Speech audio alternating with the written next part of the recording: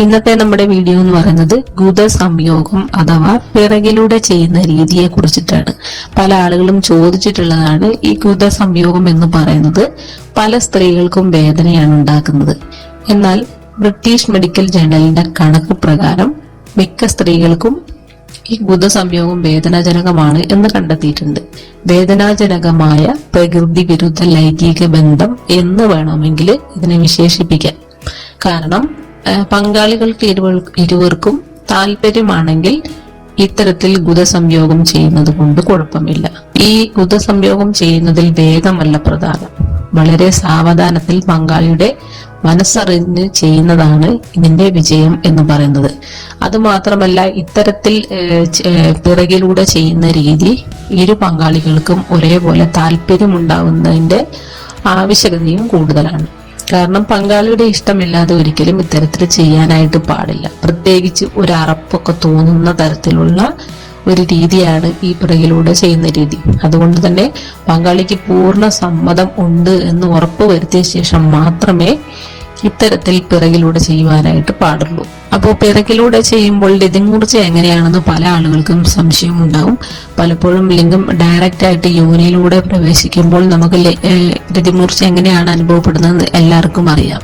അതേപോലെ തന്നെ രതിമൂർച്ച പിറകിലൂടെ ചെയ്യുമ്പോഴും ഉണ്ടാവും. അതുപോലെ തന്നെ ഇത്തരത്തിൽ ചെയ്യുമ്പോൾ ശ്രദ്ധിക്കേണ്ട മറ്റൊരു കാര്യം എന്ന് പറയുന്നത്, സാധാരണ യോനിയിലൂടെ ലിംഗം കയറ്റി ചെയ്യുന്നത് പോലുള്ള ലൂബ്രിക്കേഷൻ ഇത്തരത്തിൽ പിറകിലൂടെ ചെയ്യുമ്പോൾ ഗുദഭാഗത്ത് ലൂബ്രിക്കേഷൻ ഉണ്ടാകാറില്ല.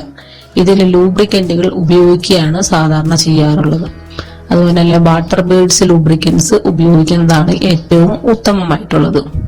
ഡീപ്പ് പെനിട്രേഷൻ ഗുദഭാഗത്ത് വേദന ഉണ്ടാക്കുമെന്ന കാര്യം ഉറപ്പാണ്. അതുപോലെ തന്നെ ഈ പിറകിലൂടെ ചെയ്യുന്ന സമയത്ത് ഒരിക്കലും ആവേശം കാട്ടുവാനോ അല്ലെങ്കിൽ പെട്ടെന്ന് ഒരു ദിവസം വേഗത്തിൽ ചെയ്യാവുന്ന ഒന്നോ ആണ് എന്ന് ഒരിക്കലും കരുതരുത്. വളരെ സാവധാനം സമയമെടുത്തു വേണം ഇത്തരത്തിലുള്ള ലൈംഗികത ആസ്വദിക്കാൻ. വളരെ സാവധാനത്തിൽ പങ്കാളിയുടെ മനസ്സറിഞ്ഞു വേണം ചെയ്യാൻ എന്നർത്ഥം. അതുപോലെ തന്നെ മറ്റൊരു കാര്യം സൂക്ഷിക്കേണ്ടത് വൃത്തിയാണ്. ഒരിക്കലും ഗുദഭാഗത്തു കൂടി ചെയ്ത ശേഷം വീണ്ടും യോനിയിലൂടെ ലൈംഗിക ബന്ധത്തിന് ശ്രമിക്കാനായിട്ട് പാടില്ല. എത്രയൊക്കെ വൃത്തിയാക്കിയാലും പിറകിലൂടെ ചെയ്യുന്ന സമയത്ത്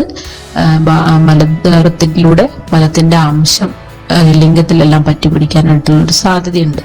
അതുകൊണ്ട് തന്നെ ഗുദഭാഗത്തു കൂടി നിങ്ങളിത് ചെയ്ത ശേഷം വീണ്ടും യോനിയിലേക്ക് പ്രവേശിപ്പിക്കുന്ന സമയത്ത് നിങ്ങളുടെ പങ്കാളിക്ക് അണുബാധ ഉണ്ടാവാനായിട്ടുള്ള ഒരു സാധ്യത വളരെ കൂടുതലാണ്. അതുപോലെ തന്നെ ഇത് സ്ഥിരമായിട്ട് ഒരിക്കലും ചെയ്യരുത്. സ്ഥിരമായിട്ട് ഇങ്ങനെ ചെയ്യുന്ന സ്ത്രീകളിൽ ഭാവിയിൽ മലശോധനയ്ക്ക് വളരെയധികം പ്രശ്നങ്ങൾ നേരിടുമെന്നൊക്കെ കണ്ടെത്തിയിട്ടുണ്ട്. അതുപോലെ തന്നെ മറ്റൊരു കാര്യമെന്ന് പറയുന്നത്, പിറകിലൂടെ ലൈംഗികത ആസ്വദിക്കുമ്പോൾ ലൈംഗിക രോഗങ്ങൾ പകരാനുള്ള സാധ്യത വളരെ കൂടുതലാണ്. പ്രത്യേകിച്ച് ഗുദത്തിലെ ചർമ്മം വളരെ മൃദുവാണ്. അതിനാൽ അണുബാധ പകരാൻ സാധ്യത വളരെ പെട്ടെന്ന് ഇത്തരത്തിലുള്ള അണുബാധ പകരും. അതൊന്ന് സൂക്ഷിക്കുക. അതുപോലെ തന്നെ മുറിവുകൾ ഉണ്ടാവും. ലൂബ്രിക്കേഷന്റെ കുറവും മൂലം മുറിവുകൾ സംഭവിക്കാനുള്ള സാധ്യത വളരെ കൂടുതലാണ്. അതുകൊണ്ട് തന്നെ ഈ മുറിവുകളിലൂടെ ബാക്ടീരിയ ഉള്ളിലേക്ക് പ്രവേശിക്കാനുള്ള സാധ്യതയും വളരെ കൂടുതലാണ്.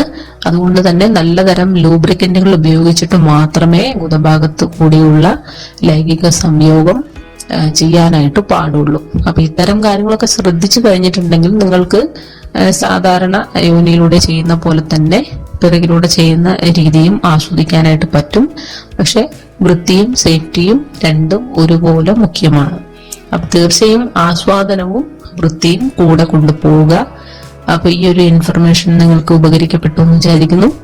വീണ്ടും അടുത്ത നല്ലൊരു ടിപ്സുമായിട്ട് നമുക്ക് കാണാം.